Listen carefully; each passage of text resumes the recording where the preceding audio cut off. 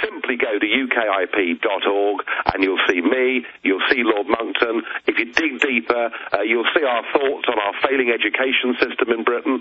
You'll see our thoughts on our failing public healthcare system. We're a party that believes in less government, that believes in small government, that believes in liberty, freedom of the individual, and they're the things we fight for. If you look at ukip.org, you'll see links to all sorts of other things. You'll see links to my own websites, but that's the first place to look. And in closing, I saw another BBC article yesterday about the government secretly bringing in foreigners. And I saw that 6-7 years ago with Tony Blair. I mean, this is a lawless government. Yeah, I'm afraid, we are a relatively small country geographically. Our population is going up at such a rapid rate. We're projected to go up to 70 million by 2020, where we were quite happily settled at 58 million when Mr. Blair came to power in 1997. We haven't got the roads. We haven't got the schools. We haven't got the hospitals. Nigel Farage, deeply worried. We're out of time. Thank you so much, Godspeed, for supporting you.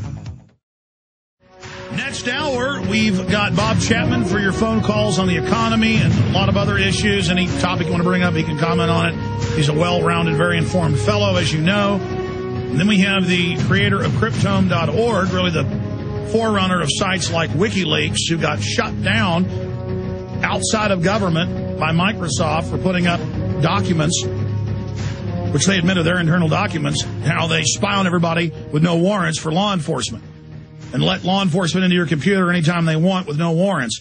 That is coming up in the last hour today. Now, I want to open the phones up now specifically on the fact that they want to try to pass in the Senate in the next few weeks the greenhouse gas tax takeover of all levels of society. Same thing's happening in Europe outside of the governments. They're just doing it. We also need to get into Shell has global government vice president to push climate change propaganda. Their climate change officer their vice president is called a global government, not even governance, global government vice chairman, a vice president. I mean, this is the magnitude of what we're facing here. Do you realize the level? I want to get your take on it, how we can stop this. States are filing suit. Companies are filing suit. Attorney generals are filing suit. There's Roxanne Dekakic, I think you pronounce it, EVP, Global Government Relations, Shell International. I mean, it's the corporations that set up the global government. It's an empire. They just build a global government, pay off your politicians to sign over your rights. If they can't get the Congress or the Parliament to do it, they just come into the bureaucracy. It's total lawless corporate takeover. That's what the New World Order is a global corporate takeover. They want socialism to take your wealth and give it to themselves and make you dependent. Let's play a 30-second clip from a Dutch Royal Shell video press release. Here it is. Shell, working for a new energy future.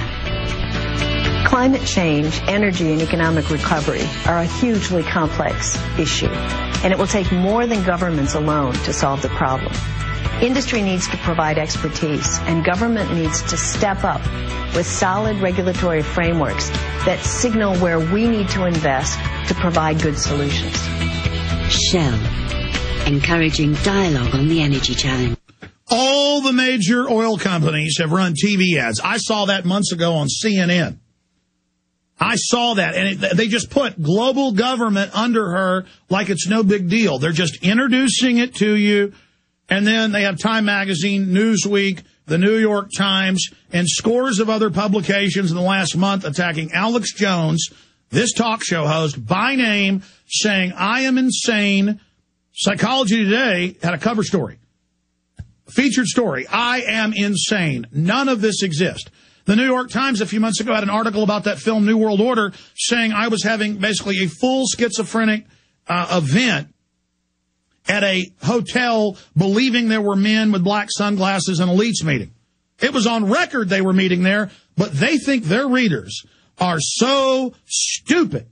They have such disdain for you that they sit there and openly announce world government everywhere. New York Times had an article written by Ban Ki-moon, Secretary General of the UN, calling for global government, global taxes on everything. And then separately, the New York Times writes, it doesn't exist. I am a raving maniac lunatic. That's what they think of you. That's who they think you are.